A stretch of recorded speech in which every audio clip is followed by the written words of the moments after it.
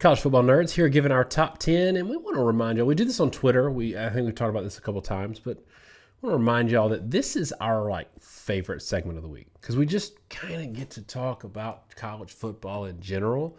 So if you like what we're doing in this segment, feel free to share it on your home turf, be it Facebook or some really cool message board, something like that. We would love it. It'd help us out a lot. All right, we're going to do the thing, Josh, that we've been doing. We're going to reel off our top 10s and then kind of get into it. So mine is Alabama, Notre Dame, Clemson, Ohio State, Texas A&M, Florida, Georgia, Oklahoma, BYU, and Cincinnati. Give me yours. So mine is really different from last week and not very different from yours. Alabama, Notre Dame, Clemson, Ohio State, Texas A&M, Florida, Georgia, BYU, Oklahoma, Cincinnati. Notre Dame fans are going to be excited that you have finally just succumbed to their beatings and put them up there. I'll say, are they really, or are they just going to be irritated that they don't get to? That's part of it. I think that's part of it. A&M fans are probably going to be disappointed, but they saw the game against LSU, so they know. You know what you did. You know what your team did or didn't do. I know they're going to talk about rain. We'll get into A&M in a second. I want to talk about Notre Dame for a second. They're at 2. It's a shaky 2 for me. I got to be honest. They're living on this Clemson win, and I saw so many national media types. And look, I want to say this. I want to preface this because I'm rambling a little bit. We did a hypothetical Notre Dame Ohio State video, gave Notre Dame a lot of love in that video. So if you think that we're just kind of killing Notre Dame all the time, it's not true. And we actually did a video last year why Notre Dame is the most important team in college football. We don't hate your team. All right. I don't love the 14-point win against North Carolina. Look, Duke had the same amount of points against North Carolina as Notre Dame did with 2 minutes left in the game. Yes, they tacked on one late. I did not love this win. It's another game where I wanted Notre Dame to assert themselves as a dominant team against a good, not great team, a very flawed team, especially defensively in North Carolina. They didn't do it. So I've got them at 2, but it's a shaky 2. And if I'm being honest, my expectations after the rematch with Clemson, I still think Notre Dame's a playoff team. I think they lose that game to Clemson probably. And then they are 3rd or 4th, but still in playoffs. Talk to me about Notre Dame. We always say our metric is how would you do against your schedule and how everybody else do with your schedule and vice versa, right? Basically, if you want to look at it from another perspective, if we all played the same schedule, who would have the best result with that schedule? If you want to look at it that way. Because college football isn't fair and it's not even. And we really feel like you have to view teams adjusting for who they play, and teams that can be really good but are inconsistent, you take that into account. If you drop a game to Iowa or Purdue, you're going to drop a game in the ACC or the SEC just the same. And if you're really, really dominant, like Clemson has been in a bad conference, you're still probably going to be able to beat even good teams in another conference. I agree with you a lot on Notre Dame. I think they're playing well, and I've seen a lot of progression from Book. I still think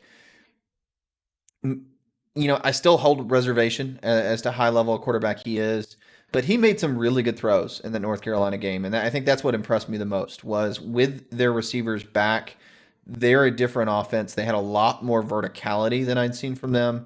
Book was very efficient in that game and really kept him in it. The defense has been good all year, and they were really a lot more effective defensively than we thought. Here's the caveat.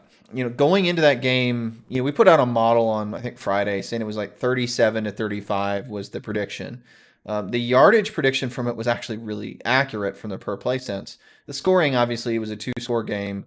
And it was a 5.5 point spread. Our point was that really wasn't off base. Our model thought it maybe even be a touch closer. They ended up winning by 14. But they won by 14 with UNC with 7 minutes left in the fourth quarter, down 7 on the Notre Dame 41-yard line. It was that close. And what happened was they threw an incomplete pass, took a sack, they had a personal foul. Notre Dame got the ball, drove 88 yards, put it away with a touchdown. credit to Notre Dame, but it wasn't really a two-score game in terms of differential. That was absolutely a one-score game halfway through the fourth quarter. North Carolina was in Notre Dame's side of the field with a potential to tie the game, and that's what alarms me for Notre Dame. But the combination of a high-level defense with an efficient offense, the fact that they did actually beat Clemson, which I can't say Clemson would beat themselves. I can't say that anybody else would beat Clemson right now. Means I pretty much have to put them two by default, especially considering how poor Texas A&M played on Saturday. And my promise, I dropped Texas A&M if they did play poorly. Yeah, so Ohio State didn't play. I dropped them a little bit because of new information. Indiana could not score against a bad Maryland defense, so that concerns me more. At first, I was going to write it off a little bit, like, hey, Rutgers scored late, and then Indiana just hit some big shots. But Indiana couldn't hit those big shots against other teams this year, and so that was new information. Also, like you said, to your credit, you in our preview and in our top 10 said if A&M can't blow out a bad LSU team, it scares me, and I'm going to have to drop them a little bit. So Notre Dame fans, you can appreciate that we're consistently applying the same logic. They got to win. They got a 3-touchdown win, basically, until garbage time. It was like the reverse of the North Carolina game where they were up 20-0 the whole game, and then LSU scored with 38 seconds left. Even that was not good. One of those scores was a pick six. We got bad Kellen Mond. We got a bunch of wide receivers dropping passes everywhere. Yes, it was raining. I get that. But we got bad Kellen Mond. And that's the thing with A&M. If we're ranking two teams on their B-plus game or their average game, there are wild swings with Texas A&M. You get a team that might give Alabama a run for their money or might lose to Arkansas. And that's maddening to me. Florida got the good Mon and got the good Texas A&M. LSU did not. They were able to still win, but I don't know. So having said all that, Josh, I want you to talk about Texas A&M and Florida in your rankings, because at some point there's got to be enough information that we have to maybe move Florida ahead of Texas A&M. Talk about that. Yeah, the game for Mond was bad. And not just bad, it was 3.2 yard per attempt bad. The one thing I'll say, like you said, there was weather involved. It was definitely an off game. I was looking for that to be the game to sort of show that they've arrived, because they've scored 40-plus points in 2 straight games. And Arkansas defensively has been really good this year. And he had 10 yards per attempt, 260 yards passing, and he lays that clunker. Now, it may well be that Mond just cannot throw in the rain. And that seems like a joke, but it may be the case. I don't know, because this was way far and away the worst performance he's had all season. Minimum 127 QB rating on the year, and he threw out a 58 clunker. So that may be a lot of it, and it may be an overreaction. But like you, look, they were shaky early in the year, like with the Vanderbilt game, and now I'm just seeing that they can't consistently beat teams. The Mississippi State game doesn't look like an aberration. This is who they are. I mean, they're good and bad. They're hot and cold. And sometimes, like, Mond was just throwing balls in the dirt. He didn't seem to be able to read anything. It was horrible. And I will also say, and I said this on Twitter, you had a back that was averaging 5.5 yards per carry. And so Mond is averaging 3 yards per play, and you give it to him 31 times. Why is the back only getting 20-something carries? I mean, they should have leaned hard on the run. They had more explosive plays in the run than they had in the passing game, and that's a part of the frustration for me too. It's tough with Florida. I mean, under our metric, I kind of feel somewhat forced to put Texas A&M ahead because of the head-to-head matchup, because of our thing of like how you do with your own schedule. But at some level, it is going to get to the point where I'm going to put Florida ahead, because I'm basically going to say, look, A&M may have won that game, but Florida would have dominated a lot of these teams on A&M's schedule. And I think when Florida plays LSU, they're going to drill them into the ground. And that's going to add up for me to say that really was sort of a one-off fluke. I think Florida is more than capable of losing by 28 to Alabama.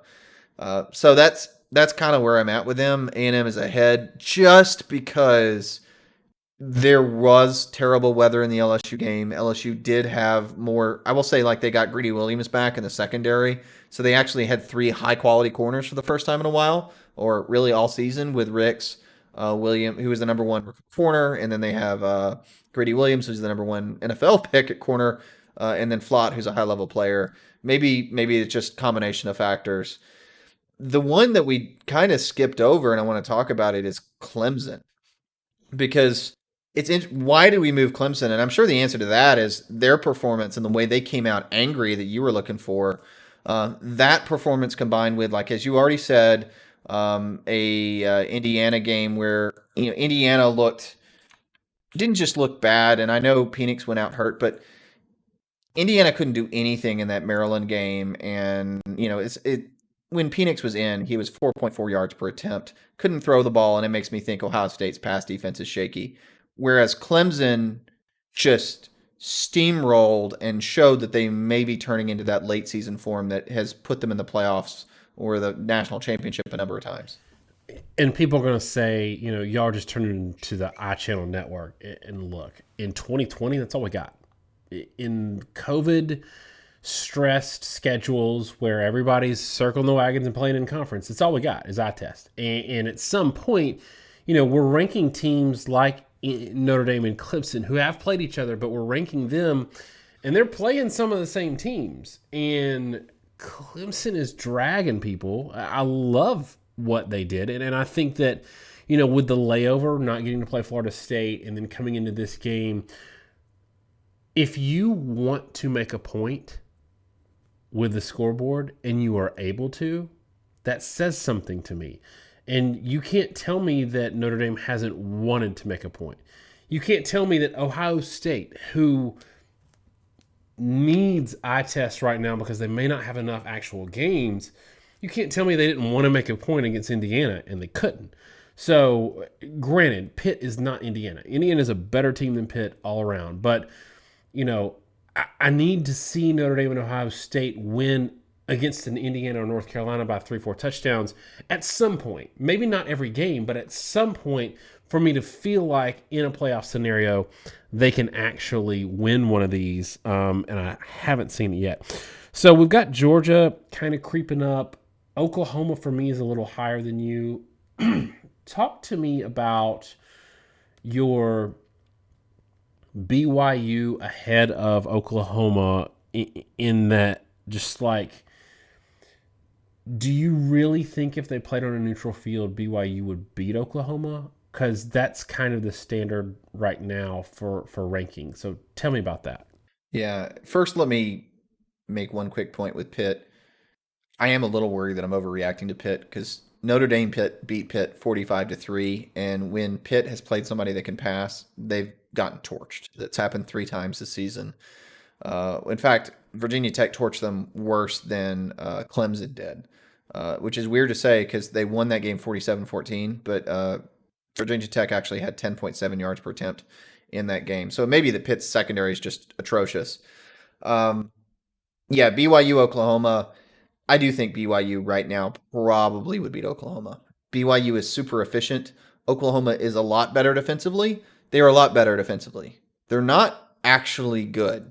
Like you said, Oklahoma State's offense, without Spencer Sanders especially, ain't great. And yeah, I know they had a big game last week and they beat Texas Tech. Texas Tech is a dumpster fire, and their defense is atrocious. So I'm not going to pay attention to that. I think if BYU played Oklahoma right now, I don't think Oklahoma would handle BYU's physicality. I don't think Oklahoma would handle BYU's efficiency. And I think that people would be surprised on both sides of the ball at how well BYU can march up and down the field. It's basically the same problem Oklahoma had with Kansas State, only BYU is much better than Kansas State. That's really my opinion on the matter. Glad we're talking about Oklahoma. We've been taking the heat from Oklahoma fans because in our Oklahoma State preview, we didn't talk about Ramondre Stevenson enough as being a game changer and making a difference for Oklahoma, and that's why they're turning the corner. And again, like we harped on it last week, we said you can't take away much from, an offensive performance against a defense like Texas Tech or Kansas. I think it's worth noting that Texas Tech this week had two running backs who did better than Stevenson against Oklahoma State. Now, that's not to say they're better than Stevenson. It's just to say that they wanted us to eat crow after Oklahoma had a good rushing performance at 5.4 yards per carry, I think, against Oklahoma State. Well, Thompson for Texas Tech ran for 17 carries, 133 yards, which is 7.8 yards per attempt. And then Xavier White, 98 yards on 9 carries, which is 10.9 yards per attempt. So you had 230-something yards from two running backs, averaging out about 8 yards a touch with 3 touchdowns. So I want to play the little Vindicated song in the background, but I can't because that's a little bit too much. Josh, is it fair to say that we still are at a point that we can assume Oklahoma is great offensively? We can assume that Stevenson is great as a running back, but we still haven't seen them play somebody defensively that we can have a takeaway that they've really turned the corner. I think that's pretty fair to say. And again, two really good defensive weeks. You know, the Oklahoma State game is their last game, and the Kansas game. I'm not taking anything away from Kansas. Just not one of the worst teams in Power Five in years, and they're getting stomped into the ground by everybody they play. Oklahoma State was a weird situation. Without Spencer Sanders, they went into a total shell, and then and because of that, they got worn out on defense. Oklahoma was able to get the run game going really late in that game. And like we talked about, I mean, they did not have like 3 or 4 yards per carry going into the fourth quarter, and Oklahoma State just got worn out. I don't think they've played a complete team. And moreover, this is something that really hasn't been talked enough. I'm still bothered by the out of conference performance early in the season. And I'm kind of curious your thoughts on that and how much COVID matters. But, you know, we're going to talk about Cincinnati in a second. So the G5 comes into play. Does it still bother you that Louisiana Lafayette beat Iowa State? Does it still bother you, for example, that Kansas State lost to Arkansas State in their opener? Does it still bother you that these teams all had struggles out of conference? It bothers me. And I know we want to say COVID and weird week one stuff. I think that may be the case, but you also have to be realistic that I got no reason to think it was COVID either. I mean, there hasn't been another out-of-conference game to tell me that they got better. We're just assuming they got better because they're beating up on each other. Maybe they haven't gotten better. Maybe they were all bad and they're still bad. But if you've got bad teams that play each other, one team's going to be better than another. And if you have good teams that play each other, one's going to be better than another. We say this all the time. It just means that there's parity or lack of parity in a conference. I'm really bothered by Oklahoma's competition given how poorly most of the conference did out of conference early in the year. I'm a little worried, but I also, in my mind, I'm heavily discounting it due to COVID. We've seen it like early in the season with other teams within conference where they struggled with a team or looked really good, and then as the year went on, they weren't the same team. This was tough. I mean, the Big 12 was playing early compared to literally everybody else but the ACC. They were playing early, so they had a double serving of disruption that happened. I don't think that Louisiana beats Iowa State if they played today, much less beat them by a couple of scores. And to your point, like the game still happened, so we can't discount them completely. It does give us a big question mark. To me, it would be more of an issue if Oklahoma was sitting at one loss and vying for a playoff slot because they're going to say, hey, we won the Big 12. Give us a shot at the playoffs. I think the best thing that's happened to the upcoming postseason is that Oklahoma has 2 losses, so we don't have to say, okay, Big 12 champion is in, and let's discount what happened earlier in terms of conference quality. So for that reason, I'm glad Oklahoma has a second loss. But in general, I don't think it's going to matter because we're going to find out in come bowl season. All right, Josh, give me, just to round this out, your thoughts on 9 and 10, how hard it was, and what we're to do with these G5 teams. It's a discussion we have every week. Let's continue to have it. It's tough because you're trying to evaluate teams that play very different schedules. And I just gave what I think is really the best case for it that isn't really being played up enough. Texas Tech beat Houston Baptist 35-33 to open the year. And we want to make the case that Cincinnati's schedule or BYU schedule isn't up to snuff, but we kind of, not just kind of, we're really ignoring what they, G5 did in a lot of out of conference games. I mean, UCF stomped Georgia Tech. They're actually had a pretty darn good opening season against P5 teams, at least against the Big 12 and the ACC. So that does give me some real pause when we're trying to be so critical of these G5 teams and what they're able to accomplish, because they had, a really good early year, and I think maybe we are sort of underrepresenting them. Cincinnati at 10. I found 10 to be really hard. We had a monster of a time figuring out who's supposed to go here. I do think the G5 deserves some credit. I think Cincinnati has played well. But let's be honest, y'all. Beating 3-loss UCF 36-33 doesn't move the needle much for me, when it doesn't for Daniel. And yeah, they won a lot of games by some pretty good margins, and that means a lot to me. It means a lot that you destroyed Memphis. It means a lot you destroyed Houston. But you know what? A number of people have beaten up on Memphis this year. And then, like Houston. I mean, Houston lost to UCF 44-21. They got blown out by BYU as well, 46-23. So a lot of these teams that Cincinnati has played, and it's not just a G5 thing, a lot of the teams in particular they've played to this point in the season have suffered blowout losses to other G5 teams, some of which I don't think are particularly good. So Cincinnati is the most consistent. It's not just they're undefeated, but they've got a lot of big wins. I don't know, though, that like Iowa State, where they're playing now, would they beat Cincinnati or not? I don't think so. Would Auburn beat Cincinnati? Not the way they're playing right now. They were my number 10 last week. The problem I saw in the Alabama game for Auburn was really the run game took a huge step back. The offensive line is playing as poorly as they did early in the year, and without that tackle Ham, without being healthy, without Bigsby being healthy, they look really mediocre. And without that, their offense is kind of in the gutter. So I don't really see anyone with a strong case for 10. And given that Cincinnati being undefeated with a lot of dominant wins is about the best I can put in there. Yeah, and Miami fans are going to be chirping at us again, and it's like, look, don't beat Virginia Tech by 1 point.